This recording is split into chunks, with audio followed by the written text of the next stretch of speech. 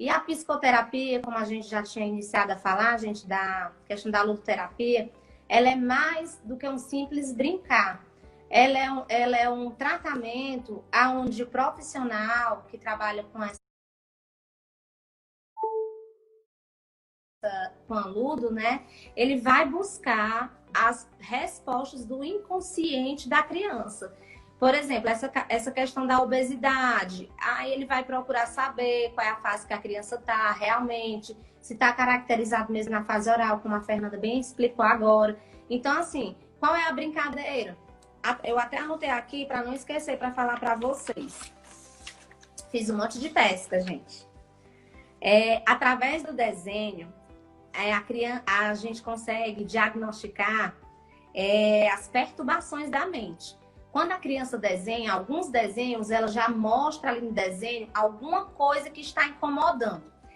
Não são todos, mas alguns casos de separação. Geralmente a criança desenha a família, se ela mora com a avó, com a mãe, ela desenha todos pertinho do outro, e o pai ela já desenha num lugar mais afastado, no finalzinho da folha, na ponta, em cima. Então, assim, não são todos os desenhos que exprimem isso, né? Cada criança tem sua particularidade. E não é só um desenho que a gente vai conseguir identificar esse problema da criança. Mas, às vezes, até no segurar do lápis, no giz de cera, você consegue diagnosticar a personalidade da criança. Então, é bastante interessante esse trabalho, né? Mas, para isso, a gente tem que se especializar nos cursos. Não é qualquer desenho, não é qualquer pessoa que vai olhar o desenho e vai interpretar. A gente tem que fazer curso que a gente possa se aprimorar e passe realmente a reconhecer o que aquela imagem ali está demonstrando. Outra coisa bastante interessante, que eu gosto muito de trabalhar, é a questão do faz de conta, certo? O faz de conta, no faz de conta a criança deixa transparecer a dinâmica familiar. Por exemplo, eu conto aqui a história dos 3 porquinhos. Os 3 porquinhos construíram uma casa de tijolo, de palha e a de barro, né? Então, a partir do momento que eu tô contando aquela história, aí agora é sua vez, conta aí, mas conta diferente. Então, ele coloca o pai na história, a mãe na história, a avó. Às vezes, se estiver passando por alguma questão, por exemplo, o abuso sexual, que eu já vi, o lobo mau era o abusador da criança. Então, assim, dentro do faz de conta, a criança vai narrando as vivências e as angústias, certo? Mas ela não faz isso de primeiro. Não é toda criança que consegue se expressar. Tem crianças que elas chegam e elas não falam.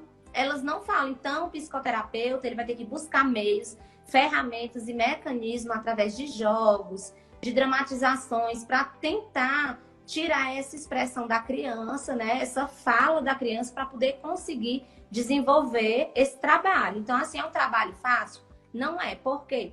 Porque às vezes é um trabalho demorado, precisa de mais de 5, 10, 15 sessões. Vai depender da problemática que a criança está passando. Vai depender se os pais estão cumprindo com o horário, a programação. Porque se o pai deixa de levar a criança uma vez, só leva a criança uma vez para atendimento no mês, a criança ela não vai ter aquela continuidade. Então, toda vez que ela for para a clínica ou para atendimento na escola, onde ela for atendida, ela vai ter que começar tudo novamente. E isso pode trazer um bloqueio para a criança e essa comunicação ela ser paralisada. Então, assim, é um tratamento. Então, ela precisa ser levada a sério. Apesar de Jean Piaget, de Melanie Klein, eles estarem sempre falando da importância da imaginação, da criança no estímulo.